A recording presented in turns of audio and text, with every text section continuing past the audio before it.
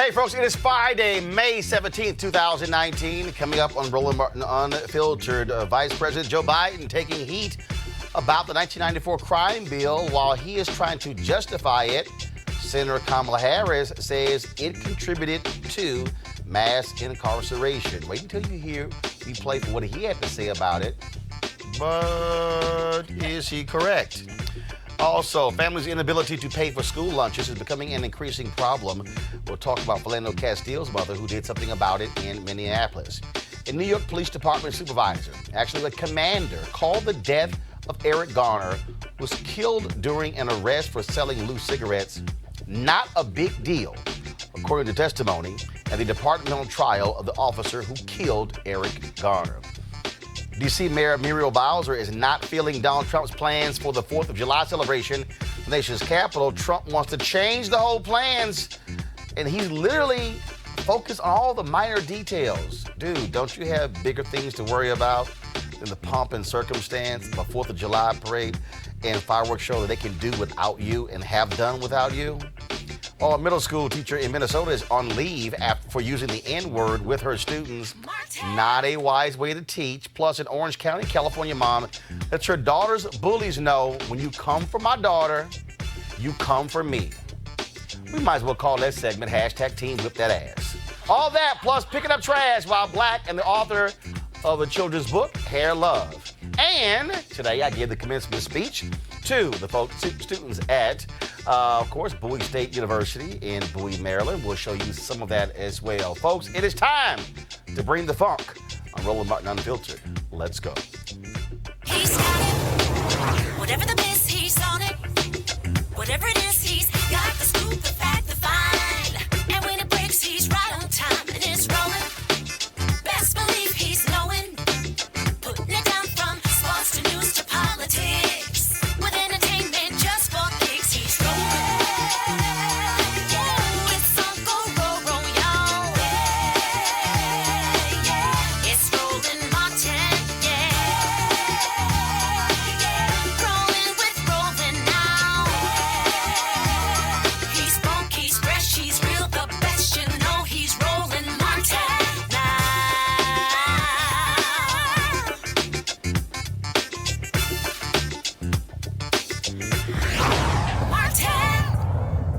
2016, Hillary Clinton got nailed big time by African-American social activists because of her super predators comment, which was in defense of the 1994 crime bill. All the people kept criticizing her and her husband, President Bill Clinton, who signed that into law.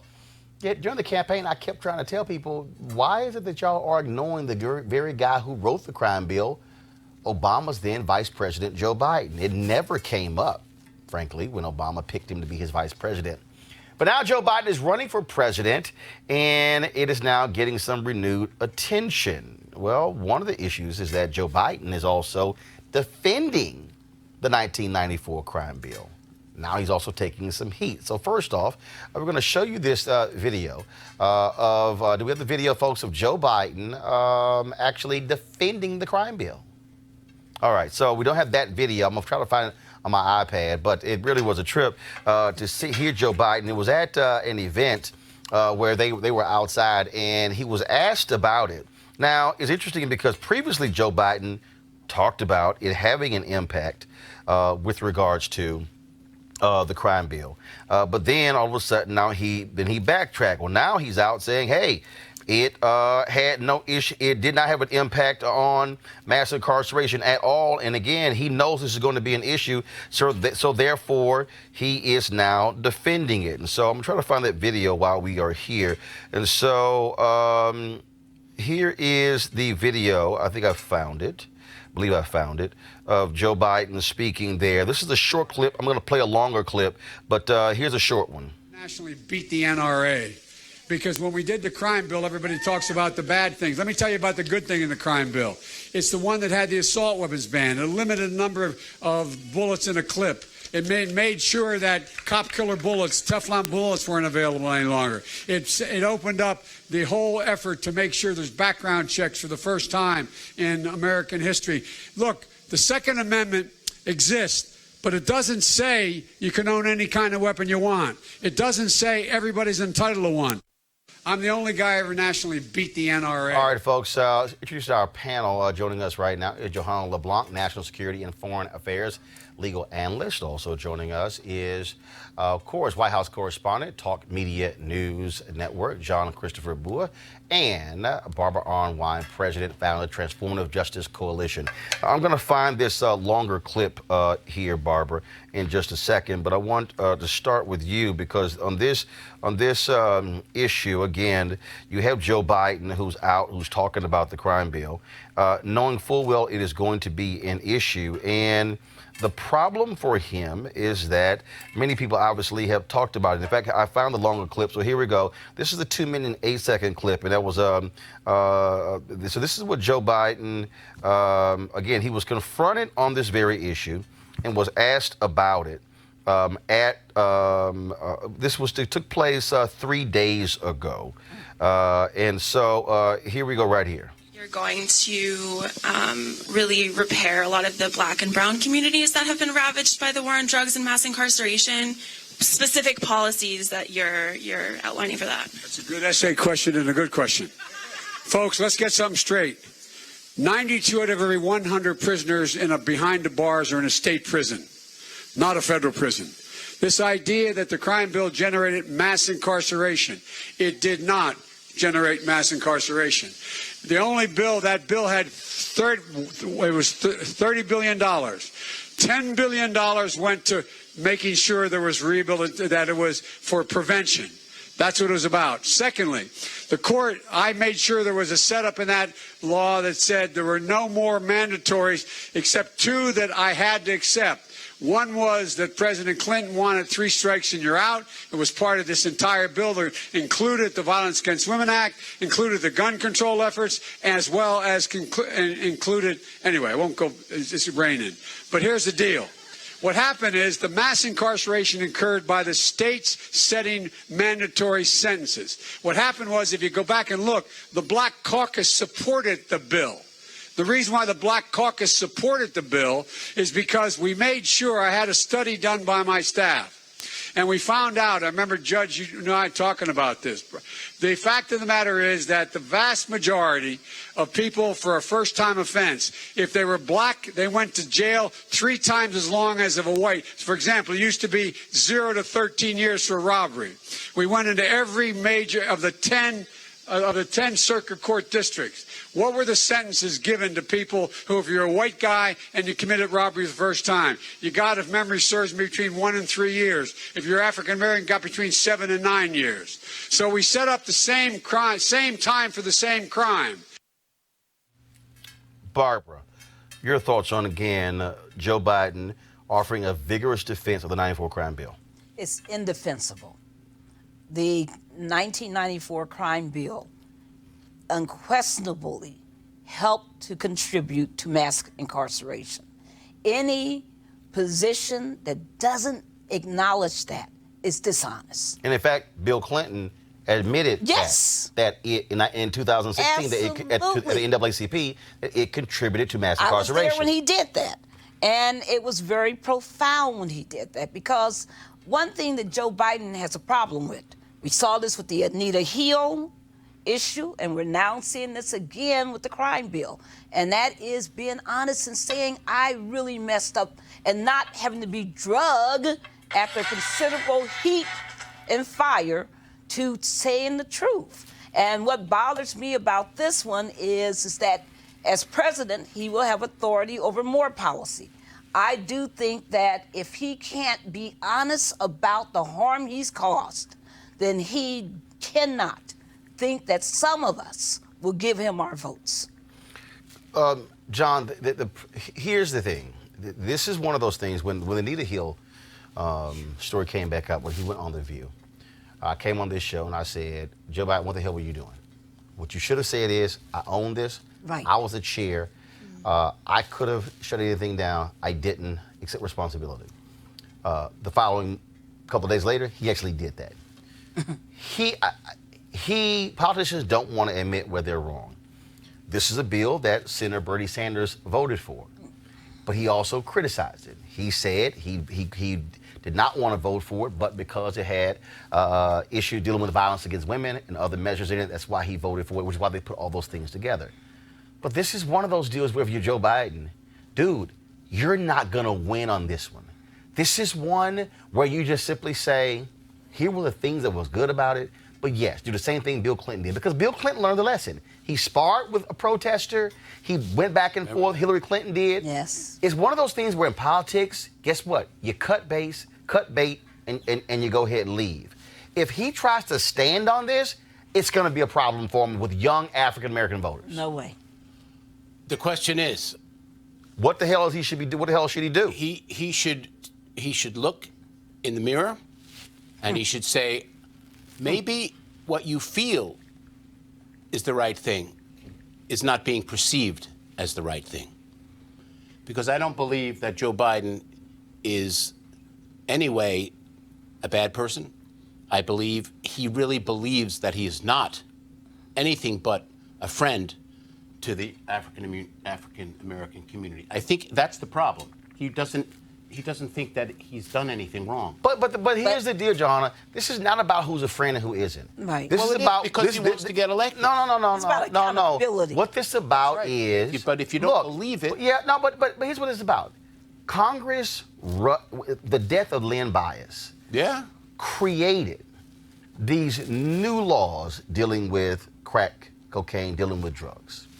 And Capitol Hill, folks were just shocked and stunned at the #1 draft pick for the University of Maryland, drafted by the Boston Celtics, dies of a drug overdose, and they rushed into it.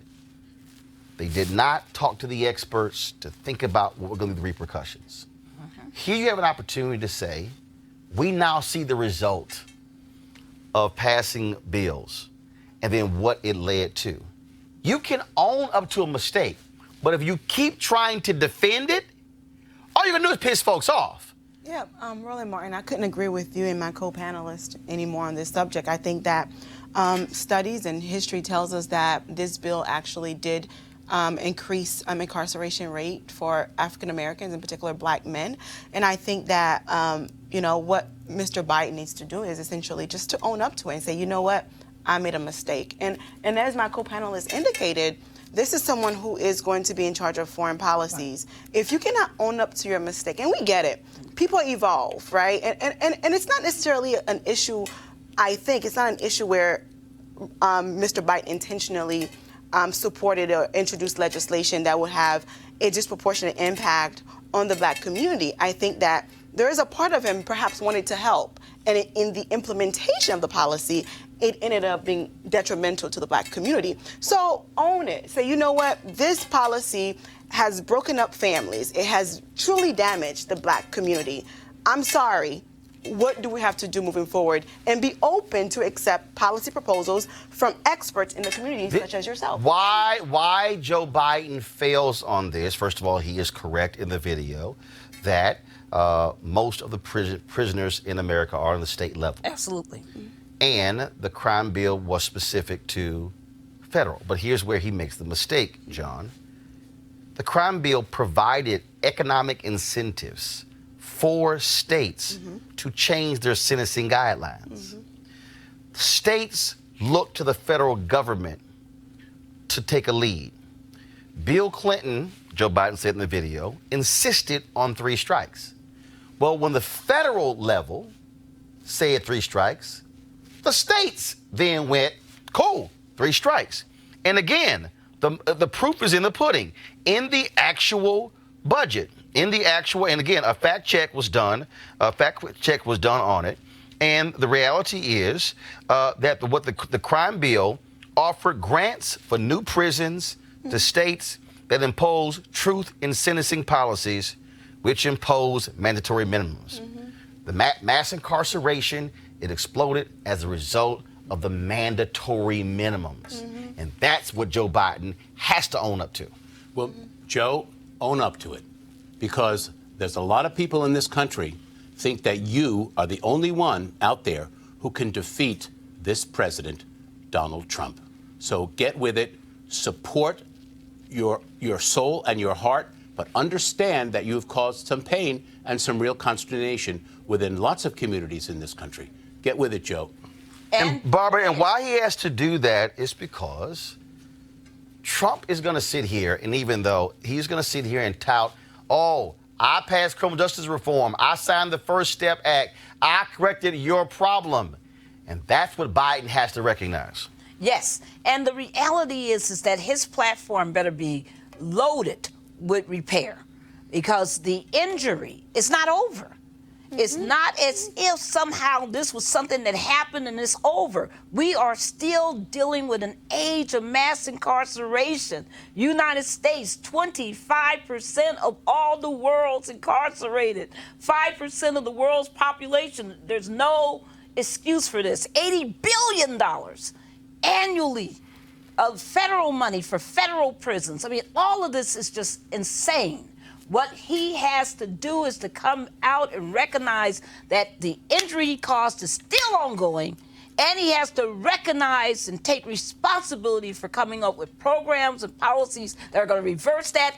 And there's video, Barbara, there's video of Joe Biden from '94 talking about putting money in the bill to help states where state prisoners serve at least 85% of their time. Dude, that's mass incarceration. Right. That was forcing people to serve 85% of their time, as opposed to a judge saying, you know what, this person should only serve 20 or 30%.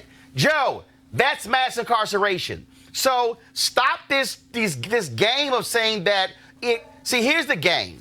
This is the game. And in fact, I'm gonna play it again for y'all, because I need you to understand.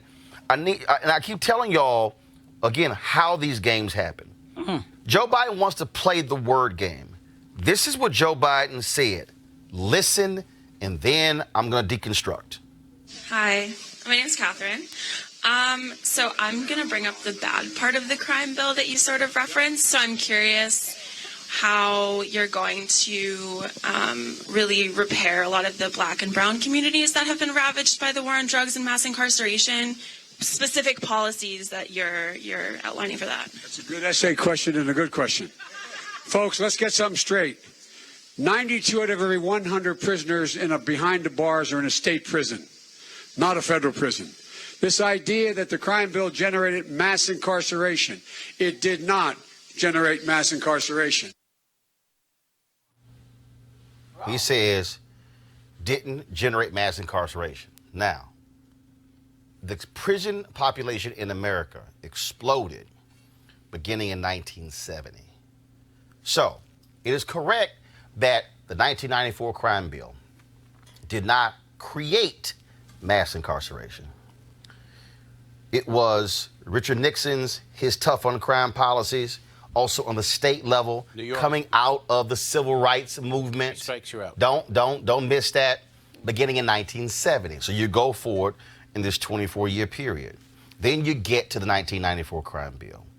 The 94 crime bill exacerbates what was already happening. And so again, this is a huge thing for Joe Biden. He wants to he doesn't want to trash it. All he has to do is to say the intentions that we had were this. You were saying this earlier. We did not realize it was going to cause this.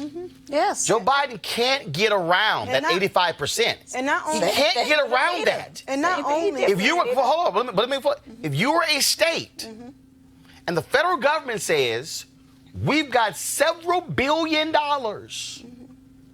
to help you pay for prisons. That's right. If you change your state laws to ensure that they serve 85% of their time, the state is going to say, wait a minute, if I can pick up me a $300 million grant from the federal government to help build this prison, damn right, change those laws. Y'all go to jail. You got to serve 85% of your time. And what did that do? That put people who were non-violent offenders in prison serving 85% because they were modeled on the federal level. That is what contributed to it. Bill Clinton's 3 strikes, California did that. Absolutely. Fill the prisons up. Then what happened? Prison overcrowding. They had to start releasing people. Why? Because of 3 strikes. Still dealing with it. And again, and 3 strikes was not even 3 murder strikes, 3 rape strikes, 3 armed robbery strikes. It literally was, if I had 2 strikes and I got arrested for stealing a piece of pound cake, that was my 3rd strike. Right. Biden has to stop and understand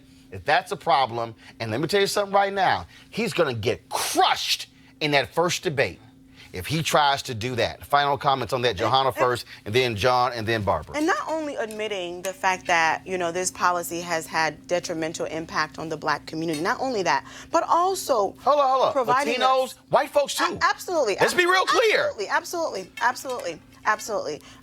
But not only that, but also, you know, proposing a comprehensive legislation to address some of the wrongs that have been done in the past as it relates to incarceration. Absolutely. You have to think about it. Families have been broken apart, right? You have children being raised by single parents because of Biden's policy, right? So I need to know what policies does Biden have in place to ensure that the issue of mass incarceration in America is properly addressed. John. I like that. I think it's a good question. And Mr. Former Vice President, hear that, because people are upset, rightfully so.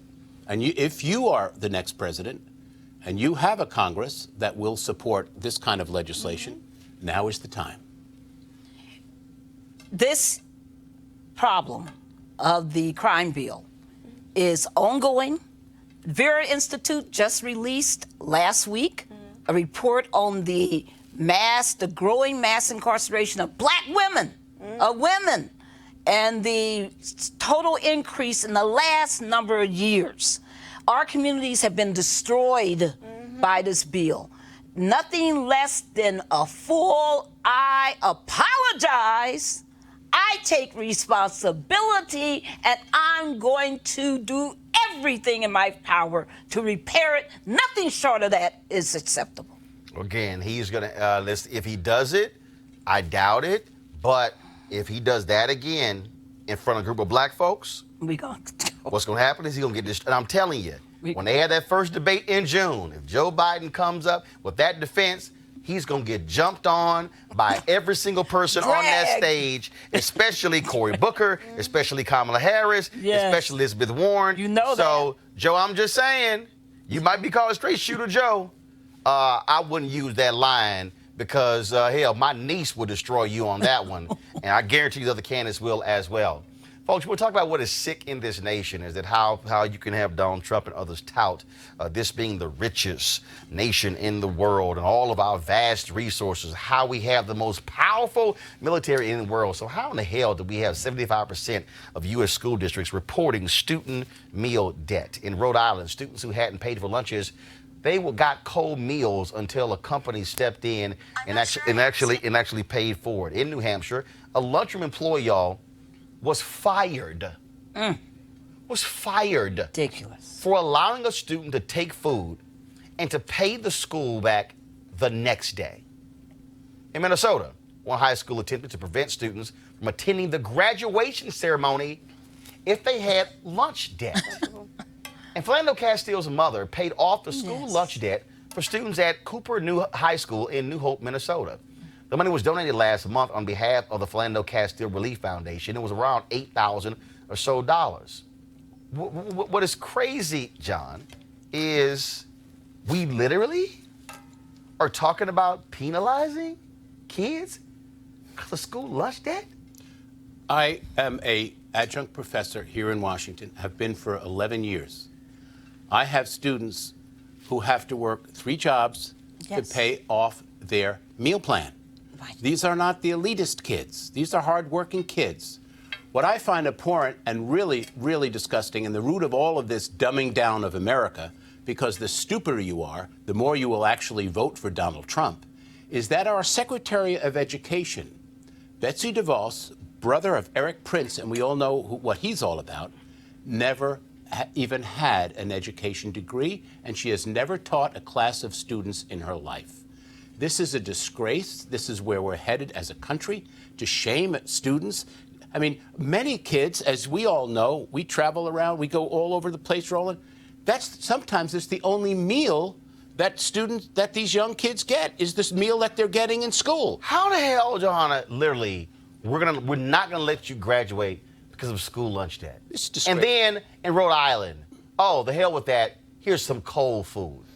Oh, my goodness. You know, You can't think without food in your belly. How callous is that? When I read that story, it literally broke my heart because as someone who came from very humbling beginnings, I had to rely on food stamps to get through, undergrad and such, and high school.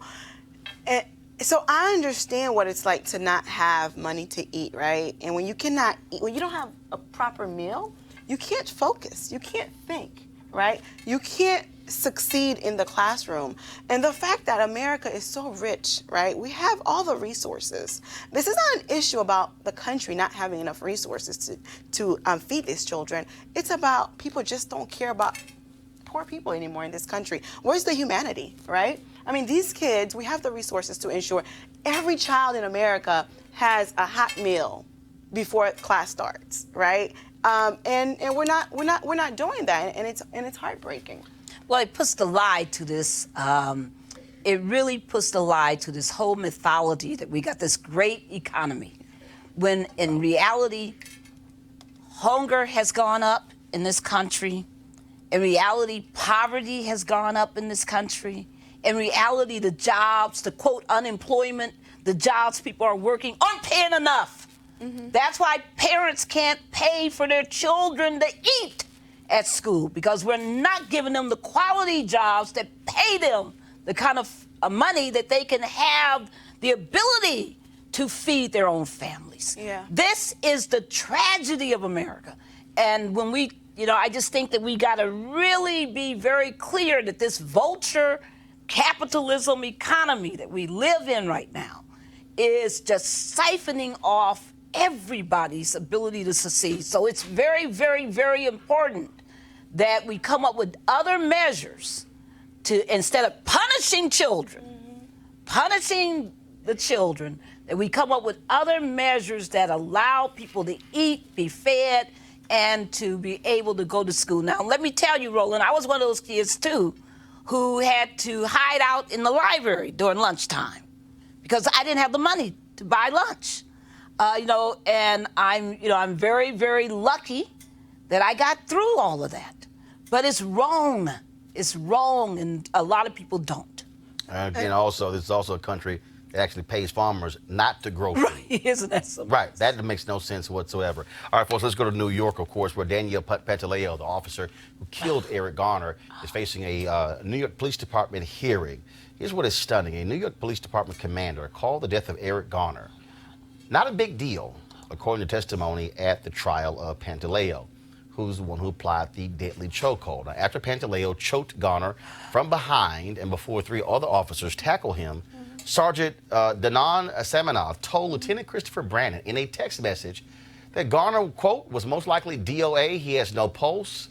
That's according to evidence presented on Thursday.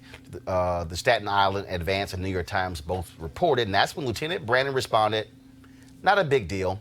We were effecting a lawful arrest. When the text messages were read out loud, the courtroom audience was stunned. First of all, I'm not stunned at all, Barbara, because the reality is there's a callous disregard for life. Officers also know that they're not going to get in trouble. They know that they're not going to be disciplined. Eric Garner was murdered 4 years ago, and it is now that Pantaleo is facing this hearing. He's not facing murder charges. He's not facing a trial. He literally is facing a hearing as to whether or not he should keep his job. It is a disciplinary hearing of the NYPD. And the only person who was punished was the gentleman who took the video. Who went to prison. Who took the video of the killing of Eric Garner. To Glenn Carr and all the family members, I am so sorry that you're having to go through this, because this is just wrong. The bottom line is that Black Lives Matter. Say her name when you talk about the black women who have been killed by police. The bottom line is that when we read no big deal, that's why we say Black Lives Matters. That's why we have to, fight for accountability by the police.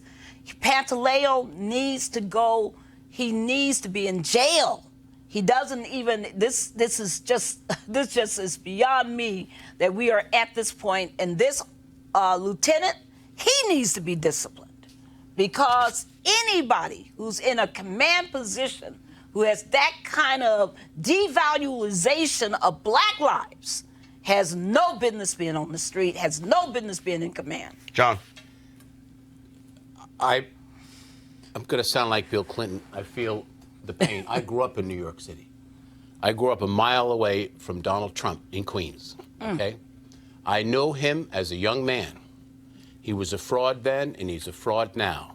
There is no one who is in the White House at the moment, and very few in Congress, who are going to take your cause and say, let's make it happen. Right. You and I, all of us, we need to have these kinds of discussions with everybody. Yes. Because when you put a chokehold on a young man and he says, I can't breathe, you stop, okay? But that's a moral question.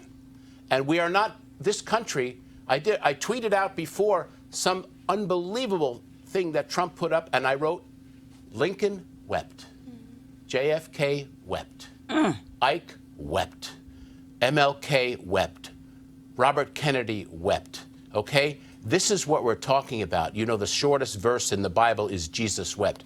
This is what we need to talk about, because we have to pull together as a country and make sure that we get rid of the tyrant and make sure that Putin, I'm sorry, is literally running the show. But it goes beyond. It goes beyond in Trump and Putin. What this really goes to on a very. We have no country, Mark. No. What this goes to on a small level, Johanna, is very simple. Yep. You have to change the contracts of police unions, because here's the problem. Yes. The problem is the contracts, and what they do is they literally hold a gun to the head of legislators in San Antonio. San Antonio wanted to put in additional measures to protect citizens. The union said, oh, okay, fine. You want that? Well, then you must add pay increases in every single year. They said, wait. What the hell I got to do with pay increase? They literally were saying, oh, we will only agree to that if you add pay increases. In cities all across the country, they fight in collective bargaining. They fight the inclusion in the union contracts to be able to deal with guys like this. I have said for the longest that if you're a police officer and you turn your body camera off, automatic firing. Right. If you turn your dash cam video, if you turn the audio off, automatic firing. If you lie on a police report, automatic firing. They don't want that, because what they know is a police officer can lie, can make it up, and they will get protected by the department, protected by district attorneys, and protected by judges. And I think the issue is obviously lack of accountability, right? And also another greater issue outside of the gentleman who died is that, when you have people in leadership with that kind of mindset, it translates into policies, right, that will have a direct impact. There's nothing wrong on individuals, right? So we have to be mindful of, how we pick our mayors, because the mayor oversees the police department and appoints the police chief. So all of these things. Well, first, and a strong mayor form of government, a city manager form of government, city manager appoints it. But go ahead. Okay, all of it is interconnected, right? Yeah. So we have to take control. We have to hold these folks accountable for their actions, because the comment that this officer made, no big deal. It's not the first. Right. I mean, it's maybe they say worse than that. Well, first of all, we saw what happened in Baltimore with Freddie Gray, where to this day you still don't. It's sort of as Freddie just killed himself, but we know about the rough rides in the vans as well. Yeah, it's not the first nor the last, unfortunately. But what you have here is you have also Bill de Blasio, who did not lead as well. Okay, 4 years. How does it take 4 years for a disciplinary hearing? 4 years? Are you serious? I mean, What? We had to go find witnesses. We had to go talk to some people. But again, that's the dragging out, and hopefully people also forget about it. And this officer should be fired for making this comment. Well, period. yeah, but This person no, that's not. period. Well, first of all, okay, And the guy wasn't fired for choking somebody to death. Right, he needs to be but then fired. definitely with the Still. comment. Folks, let's talk about again, I do get sick and tired talking about him, but every 4th of July, there's this huge fireworks display here in the nation's capital. And of course, Donald Trump wants to make it all about him. He literally is ordering the moving of the fireworks show from the National Mall and to a barge or an area near where he wants to speak. He wants to speak in front of the Lincoln Memorial. Okay, so he wants to change it. And in fact, the newspapers are reporting that he is so engaged in the minutia of this. Now, y'all, look, this has been going on for years, okay? This thing is so etched in stone. They know exactly where it's going to be. They know the routes. They know where people are going to sit, the traffic route, all those different things. But now Trump wants to completely upend this entire deal because he wants to make this about a spectacle about him. Why? Because he went to the day of Bastille. What happened there? Bastille Day. He saw, oh my God, all of this pageantry, and I want one of these. So he came back in here and ordered, we're going to have a grand military parade. He literally wants, speaking of Putin, he wants what Putin does, what Russia has always done, what North Korea does. He wants the big military display. He wants to see tanks rolling down the streets. He wants to see the missile launchers rolling down. He wants to see thousands of troops. Well, when of course they showed him the cost, how much money it was going to cost, and he nixed that. But now he's trying to flip the big 4th of July celebration into his own little patriotic party. Well, Washington, D.C. Mayor Murial Bowser is not too happy. This is what she said to the Washington Post, quote, "The president can speak at any event that he wants to speak at, and my great hope will be that he recognizes that the event is a unifying event that celebrates the birthday of our nation." The problem with this, John, is this ain't about you. It's not about you. And they have a system. It is in place. Literally, they can walk in there and do this here. Okay, that's the plan. We've used it for the last 15 years. No, he now wants to change everything. And normally what happens is, for this celebration, because presidents care about the public, presidents don't attend it. Because they know when the president attends something, it totally changes security. No, he doesn't give a damn about the hundreds of thousands who come into D.C. to watch the fireworks show. No, he wants a big old party where Donald Trump is the man standing in front of Lincoln Memorial. And frankly, I think if he does that, Abe is going to get off that damn chair and give him a swift kick in his ass. Your thoughts on Mr. I want a big party for myself? Well, as you said, if the president is included in this 4th of July festivity, there will be heightened security, which would, in essence, take away from the joy and all the fun that citizens usually. No. It changes everything. It changes traffic patterns. Absolutely. Absolutely. Everybody has to get now checked. Absolutely. It changes bags. Absolutely. People come in with their food and their drink, and they sit with their. It changes everything, and he is so arrogant that he can't even go, you know what? I don't want to inconvenience the American public. I'm going to keep my butt at the White House and watch it from the balcony. Yeah, so it'll change it for the American public and other people who are interested in the 4th of July celebration. So I think that the president should definitely reconsider his position and think about the American people to see whether or not this will really impact their ability to really enjoy 4th of July. John, the narcissist, is all about him. It's not Red Square. This is not Nuremberg rallies, Mr. President. You are not the dictator. Soon you will find out how much you are not the dictator.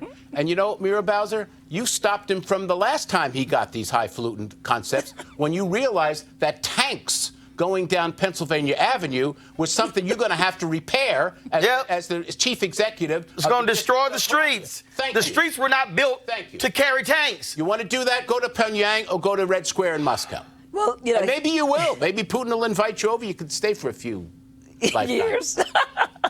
He is a fascist, narcissist. He thinks he is a megalomaniac. He thinks he's a demagogue. He thinks he's Mussolini. He thinks he's Right. More like Mussolini than Hitler. He's right. Well, he struts and pushes. He's Mussolini. This is a Mussolini move, everybody. You know what happened to Mussolini? Though? Right. Okay, enough said. He's a straight up fascist, and it's ridiculous that we have a cowardly Senate because Congress ought to be checking him. Muriel Bowser, thank you, but that's really Congress needs to be reining this guy in. That's where the impeachment comes in, and Yes. we'll see if enough Yes. information is given up in the next couple of weeks.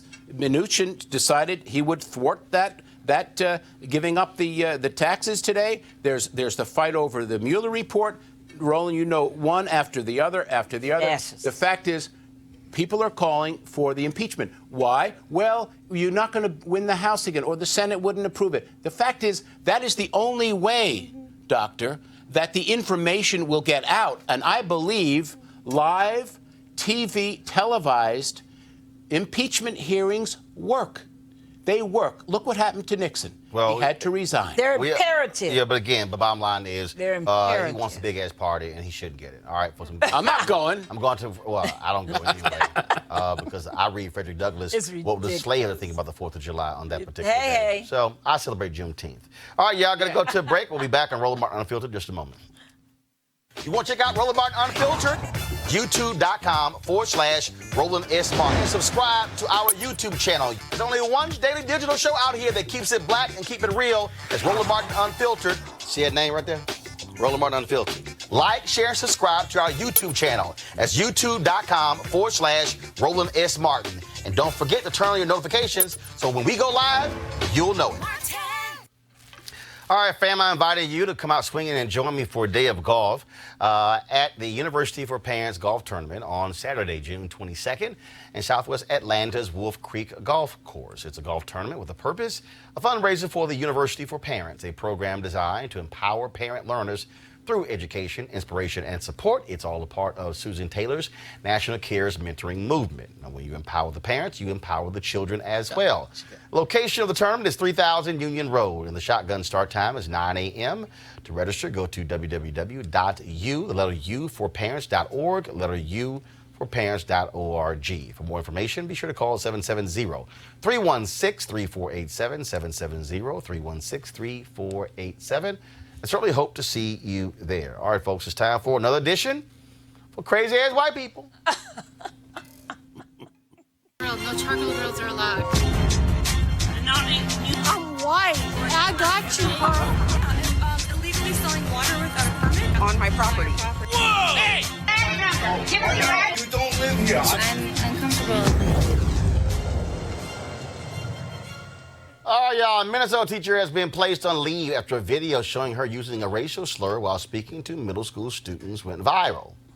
St. Paul Public School Superintendent Joe Gothard promised in a statement to take aggressive action after video was posted online of teacher Wendy Brolowski using the N-word at Highland Park Middle School. The video we found has censored her use of the word. Check it out. In the room, and they just pick on them. Well, Because they're black. And they're the only doing any work. I know.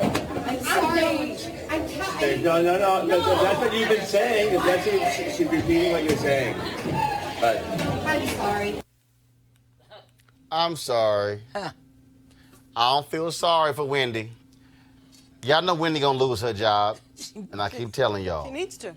But I keep telling people, Never every time one of these crazy white folks do something, black people should line up for that job. We will end black unemployment quickly if that happens. Now let's go to, this is not a crazy ass white person. This is a straight up real sister. One thing you don't do is play with black mamas when it comes to their kids. Unfortunately, students at Nagale Hills Middle School in Orange County, California did just that.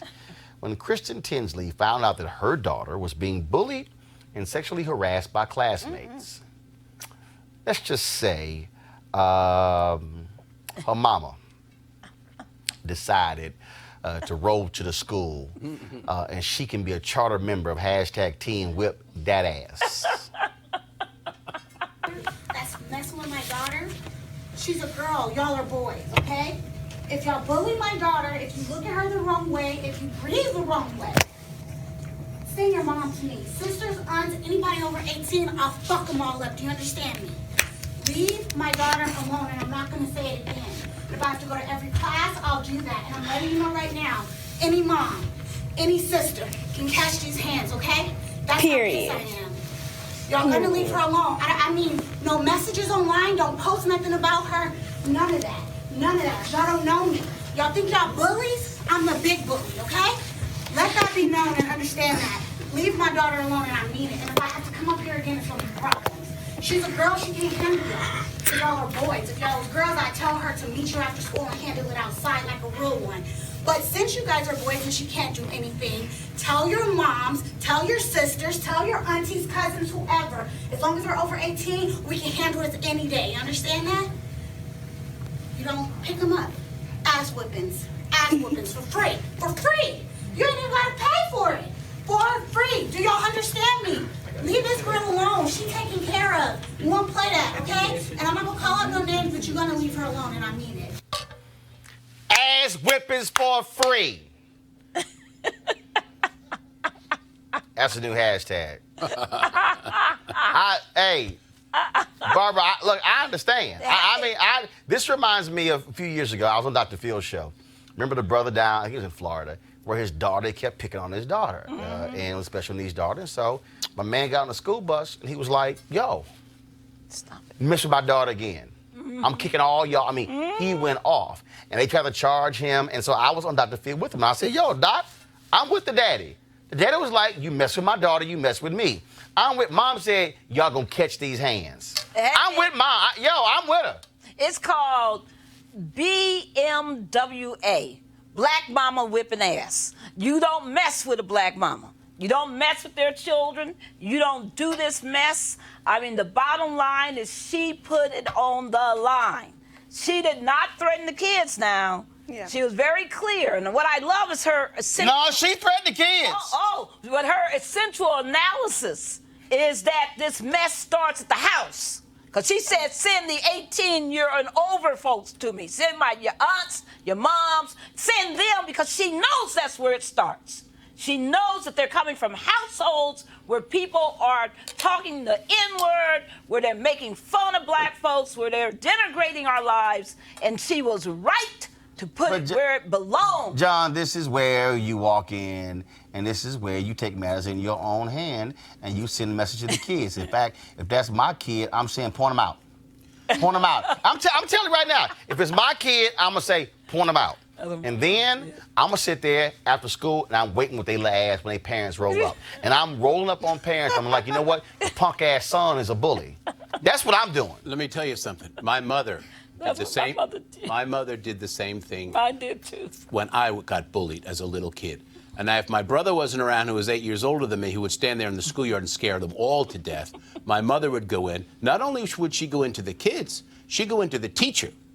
And she said, you're picking on my son. He's coming home and crying. You're calling him names. She said, I will take care of you.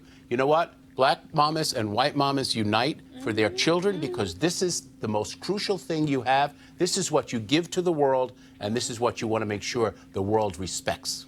And but racial harassing. Yeah, I applaud this mother for taking the approach that she took. Of course it was. Because as we know, bullying leads to low self-esteem and sometimes even death, right? Yeah, the kids out there who actually committed suicide. Exactly. Absolutely. Bullying is a real issue that impacts children all across this nation, all across the world every day. Suicide. So yes, absolutely. So I applaud the mother for taking this approach, even though I probably would have done it a bit different because I'm looking at it from a legal perspective. Right. You know? Why? You a lawyer? I'm looking from a legal perspective. Why, you a lawyer? Yeah. So, yeah. Why? Well, I mean, you have to look at the legal aspect of What's it, right? the legal aspect?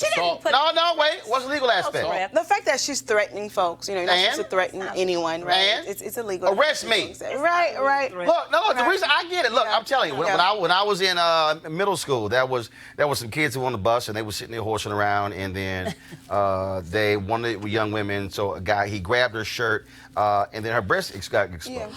And so it was a dude who was dark skinned named Roland. So they were like, Roland did. I'm like, yo, I wasn't even sitting here back there with y'all crazy fools. So these cats wanted to fight me and my brother. So my dad came to the middle school and he got on. So he came to the middle school, got on the bus, Sat there. did the same thing she said. He said, let me tell all y'all something right now.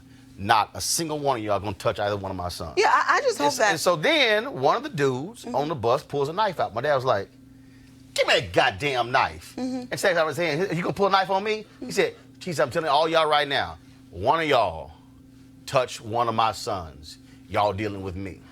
We have no issues for the rest of junior high school and no issues in high school. Yeah. Because the deal is, look, you had we've had the young kid, the young boy, 10 years old in Houston, who committed suicide because of bullying. Absolutely, The young girl. It's a You serious literally issue. have kids who are killing themselves. No, there's no doubt and the about fact that. The mama also said, and don't y'all say Jack online. Yeah. Oh, I love that. Yeah. Because there are a lot. Yes. Because a lot of Yes. the difference between All day long. old school and today Yeah.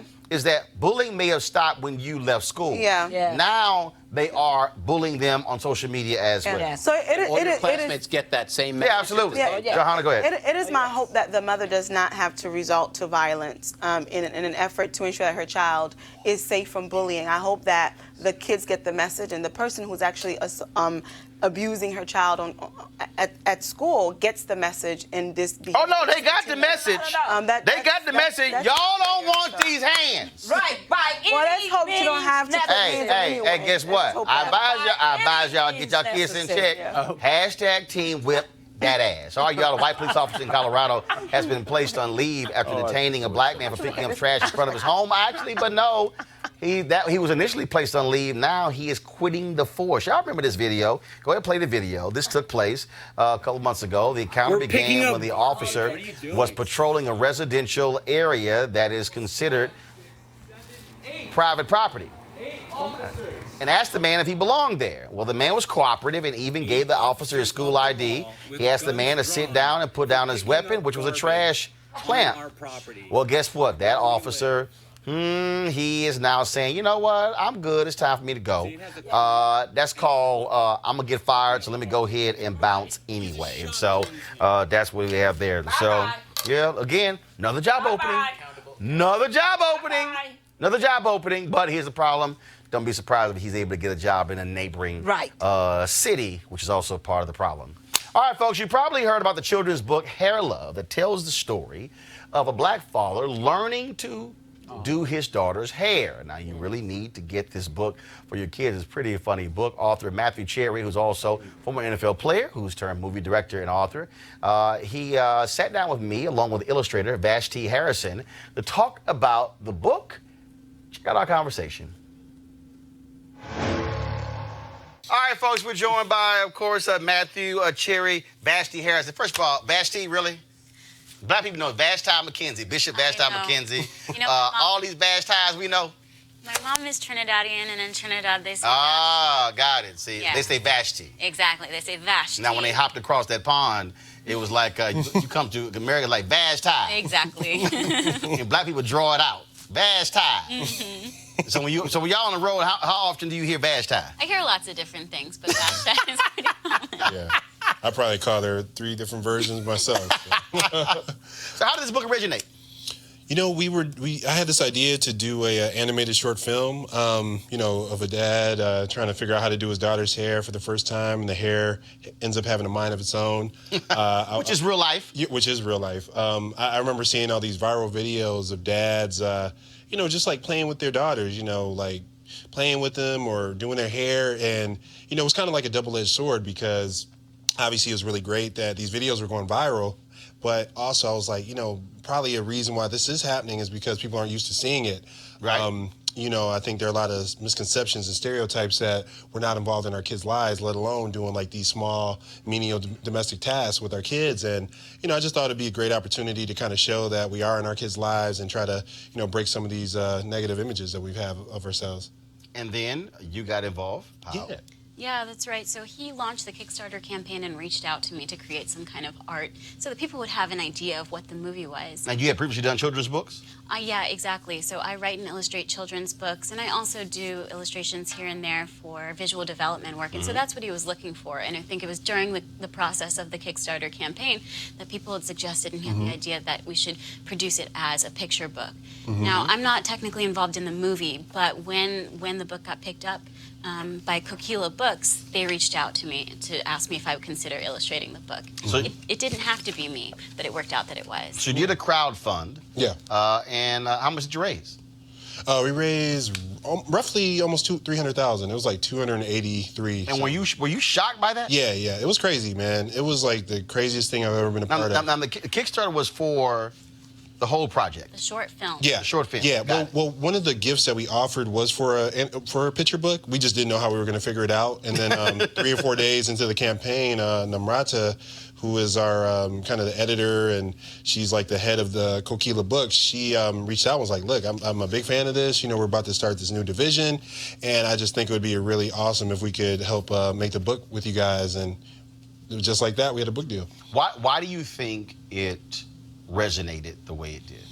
You know, I think it was a lot of things. You know, I think timing is really important. You know, I think at that time, you know, Into the Spider-Verse hadn't come out, and so, you know, there weren't a lot of images of Black fathers and daughters, or, you know, African-American characters in general, and really any animated feature films. You know, they had Princess and the Frog and the Rihanna movie Home, but at the time, that was really it. You know, maybe a couple of side characters. So, you know, my thing was just if we could do something that centers on a Black family, but actually have the hair be the thing that's magical and has a mind of its own, you know, we could kind of center it on that. And, you know, since then, obviously Into the Spider-Verse has come out and all these great projects that center us. So, you know, it's really great to see. And I think the more people that see stuff like this, and especially kids, get to see themselves represented, the better.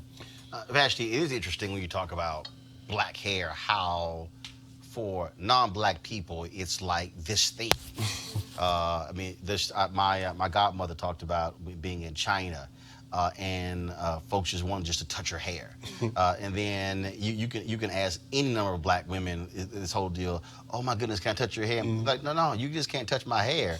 You think about the Chris Rock documentary, right. Was Good Hair? I think it was Good Hair, yeah. You think about all of these conversations, even just what just recently passed in California, where they've where the bill is going through to outlaw discrimination when it comes to hair. And it is something that is certainly different and unique to folks of African descent. Yeah, you know, I illustrate for a living. I draw pictures. I don't have the biggest platform, but I feel like with what I do, I can help normalize these things, normalize and create beauty and, you know, infuse a little bit of magic into the everyday life. So, you know, I make books for kids and I want to encourage them to know that there's nothing wrong with the hair that comes out of your head. You can wear it however you like, and sometimes it can be magical. Because there are going to be influences from outside that are going to, you know, challenge everything that we do. But you know, if we can help them feel better about themselves from the ground up when they're that little, I think, you know, that's just one way to start. But I also think it's accepting what is normal. Right. I think back to a number of years ago, Earl Graves, of course, founder of Black Enterprise, caused this huge stir when he made it clear. He said, you want to intern with Black Enterprise, you can't have dreads. His whole deal was, this is the standard in corporate America. This is in terms, so to understand that standard, look, when it comes to dress, when it comes to suits and ties and look, and so we're going to train you for that. We think about NBA. It was really Allen Iverson in the corner room to sort of change that. You had, of course, the brothers in the ABA with the big, huge afros, Dr. J. But again, it became this whole thing. Well, no. In order for us to, in essence, assimilate, we have to change. I think for African Americans, we can go down that road where change your hair, change your dress, change your tone, change your walk, your talk, all those things. Cam Newton going to the Good Carolina Panthers, an owner saying, don't have a tattoo. Right. And so I think when you talk about normalizing it, it's saying, okay, that is normal. I got my wife and I raised 6 nieces. Hell, I've seen this constantly. Right. Matter of fact, I was with my nieces a month ago.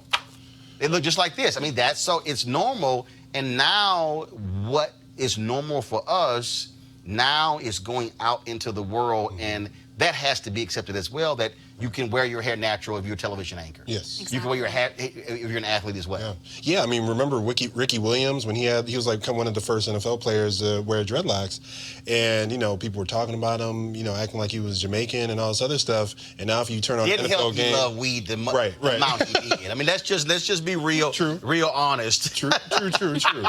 But if you look at an NFL game now you see 20, 30 players on the field will have locks at a certain time. So, sometimes it just takes that one or two people to, really just make this, not really a stand, but just be yourself. And change the image. Yeah, and you change the image. We tried to do that a little bit with the father character, Steven, in that he's a young man who I see the tattoos. has the physique of maybe a basketball player. He could be, any kind of athlete, but we're just saying this is a dad. Or just a brother with muscles. This is a dad that loves his daughter, and why can't a dad look like that? Yeah. Well, first of all, the only reason I say a brother with muscles is because it absolutely drives me crazy. Anybody who follows me on social media knows this. It drives me crazy when I'm traveling and I have my Texas A&M gear on, or if I'm wearing Houston Astros, Houston Rockets, or Houston Texans, and the first assumption is I play ball. Right. Then the second assumption is, was our coach. Right. And they go through all this sort of stuff. It's kind of like, okay, when are you going to get to the graduate part? Right. Like, when are you going to get around to, maybe I just simply went to school there. Right. So I'm a huge advocate of trying to get white folks to understand, stop this perception that if you see somebody black who you think is muscular or could play ball, don't assume that. Right. And say, wait a minute, because if you see a white guy, you don't automatically think, oh, he's a baller. Right. And again, those perceptions come in. And I think a lot of people really, as somebody, look, I've been in media since I was 14, who really don't understand the power of images. This is actually, what you're doing with movies, that's actually America's greatest export. Right. What we send around the world. Right.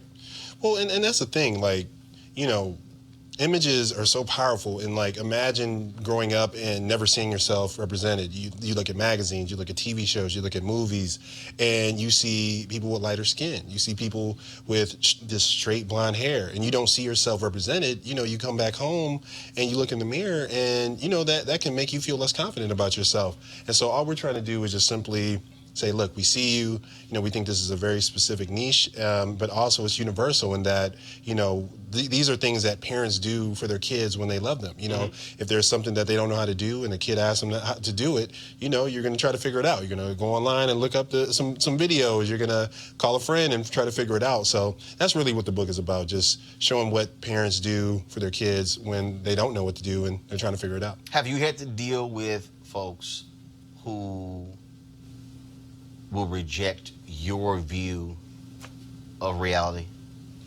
I've never encountered that. I wrote a book called Little Leaders, Bold Women in Black History, so it's just a book filled with the stories of black women.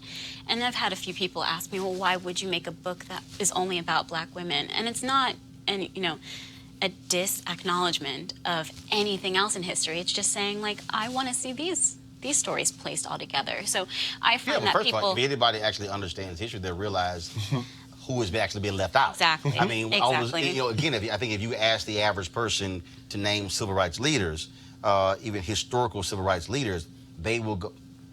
You'll hear the big names. Maybe they'll mention Mary McLeod Bethune. Maybe they'll mention Dorothy Height. You can forget Septima Clark. Maybe they'll mention Fan Lou Hamer. Not Constance Baker Motley, not Ella Baker or Diane Nash, any of those names, because, frankly, it's largely been black men. Left out of the mainstream, exactly. But so I've found that, there are a few questions here and there, but mostly people are just excited. I think we're not trying to replace any part of the story. We're just adding more to the tapestry. So in the children's, section of the bookstore, I'm just messing with you. In the children's part of the bookstore, there's, I saw a great book today about a white father and his daughter. And it's like, it's a beautiful, lovely story. And our book could sit right next to that. It's just another reflection of a different reality. So I find that people are very just supportive of it. And maybe it's because we're making children's content and it's just there to be good and helpful for the world. But it's a nicer place to be, and I'm happy to do it. Well, I think what it also does, first of all, I think I think you are playing it down some. It's actually way bigger than that. Because what is happening now is, and let's just cut to the chase, America doesn't understand anything unless money is attached. And we were in a meeting with the National Association of Black Journalists. We were in a meeting with ABC News, and we meet with all these different networks about their senior leadership team, and we were meeting with them talking about the black executives or lack thereof. And at one point, I said, "Well, this is the company that made Black Panther, that made more than $1 billion." And folks sort of looked at me in the room, and I said it for a reason. Because America responds to money. Right. And what is happening now is you now have a generation of black folks who will readily say, I'm rejecting that. In fact, I grew up seeing the children's book and the white father and the white mother. No. Y'all got to put some other stuff up here. And it is forcing bookstores, it is forcing publishers, it's forcing networks, it's forcing them to understand that America is indeed changing. And that if you do not better reflect this changing America, another company will, and you're going to lose out. Yeah, I mean, and that's a great thing about the company that we're with, Coquila Books. Namrata, she is just really focused. It's a division of Penguin Random House, and it just focuses specifically on, POC authors and people telling their stories. So our book came out on Tuesday. There was another book that came out called My Poppy Has a Motorcycle that speaks to, the Mexican-American experience. And, there's a book coming out later about the Filipino-American experience. And so, these are all just like really these underserved communities, and it's such a niche. And we're just so excited to be a part of this family and to be the first book that comes out under that division. How much is the book? Where's that? How much is it? How much is it? I believe it's $16.99 in stores and like $10.99 if you get it on Kindle. Yeah, they looking like, I don't know. No, I mean, like, just buy the book. I just looked at I think it's different in different stores. Yeah. So we're not sure. But. Okay. Yeah. All right, again, folks, the book is called Hair Love. Yes. Matthew Cherry, illustrated by Vashti Harrison. Check it out and get it today. Sweet. We appreciate it. Thanks a lot. Thanks. Thank you Thanks so for having much. us. All right, fam. Shout out to First Baptist Church of Glen Arden. They recently get... Calm down, Barbara. That's my church. Okay, all right. You tithe? All right. Oh, her ass got real... Y'all saw her quiet she got? No. I hit her with, do you tithe? Yeah. Okay, you do? Yes, of course I do. Okay, let me text... I'm a church member. Yeah, let me text Pastor Jenkins. Do. Oh, no. Let me text... He knows me. Yes, let me He text... knows me. Let me text Pastor Jenkins, who is the senior pastor. Right. We find out if you actually tithe or you give offerings. No, anyway, y'all, the First Baptist Church of Glen Arden in Upper Marlboro, Maryland, they gave out 4 cars, and so this one woman, Marilyn Lacey, boy, she was happy. It's beautiful. Beautiful. Where in the hell's the video? What, really, Jackie? Let me explain something. No, let me explain something to y'all. We sat in the office before the show, 3 hours before the show, and Jackie was begging me to include this in the show, like begging me to include this in the show.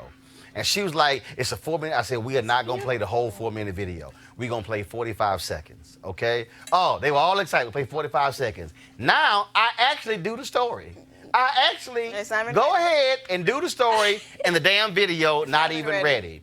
I literally had to stretch longer than what the video is. Now, what I don't understand is how it was in the show. And in fact, we normally end at 7. It's 7:08. And so you now talking about extra time, and the video wasn't ready. So where's the video? It ain't there. It's too bad. It's beautiful. Well, roll it! Marilyn Lacey.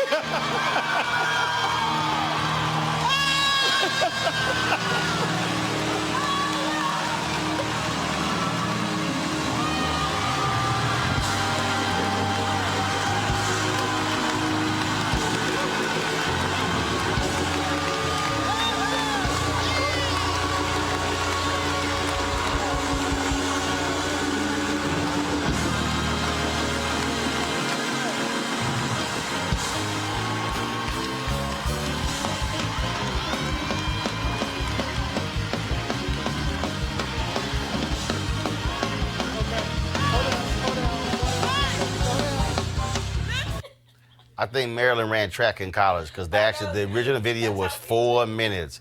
Y'all, you can run a mile in 4 minutes. It's the Holy and Spirit. So, huh? We do The it Holy first Spirit. Baptist. Yeah, that's how you. Barbara, you know doggone well you ain't never ran around the church. Barbara, stop it. Barbara, stop. Barbara, stop. That's what we do it. Barbara, don't be trying to say that's what we do. No, that's what she do. Don't be trying to say that's what You're we not do. the only Barbara, one. you know you ain't ran around church.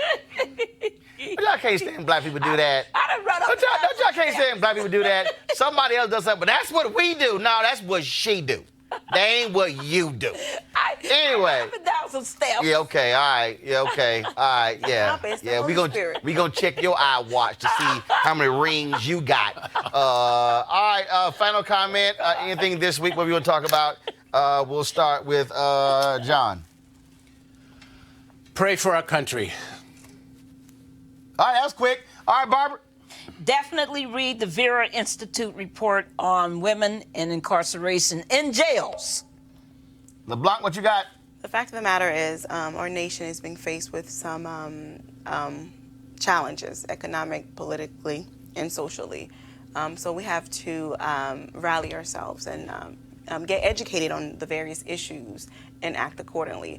Don't make decisions based on ignorance. Make decisions based on what you've learned and get the facts straight. So. All right, folks. Well, we appreciate that. Thank you very much for joining me. Don't forget to support Roland Martin Unfiltered by going to RolandMartinUnfiltered.com, join our Bring the Funk fan club, and we're gonna roll our credits. But also, don't forget that if you don't see your name, let us know.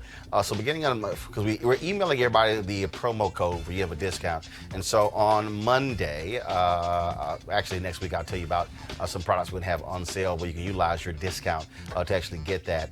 And also after this, so again, join the fan club. The only way you get the discount if you become a member of the fan club. You can use Cash App, PayPal, or even Square. Now, after this show, we're going to end this live stream. I'm going to actually play for you my commencement speech earlier to the graduates of Bowie State. And so trust me, you're going to enjoy that. Y'all know I don't do regular commencement speeches. I'm an irregular commencement speaker. And so this was the 17th commencement I've given, 15 of those at HBCUs. And so I definitely think you're going to enjoy it. The graduates definitely enjoyed it. Many of them told me that when I shook their hands. They crossed the stage with getting their degrees. And so we're going to stream that for you right after. Shout out to Dr. Bro, of course, who is she brought commencement back to the campus. For the last 6 years, it was held on the campus of University of Maryland. The alumni, they really wanted to have graduation back on their campus. So for the first time this year in 6 years, graduation at Bowie State was held on the Bowie State campus. Of course, it's the oldest HBCU in the state of Maryland. So, all right, folks, I got to go. I will see you guys Monday from Palm Desert, California, site of Anthony Anderson's third annual Celebrity Golf Classic. And so we'll have sights and sounds from there as well. So you be sure to have a great weekend. Holla!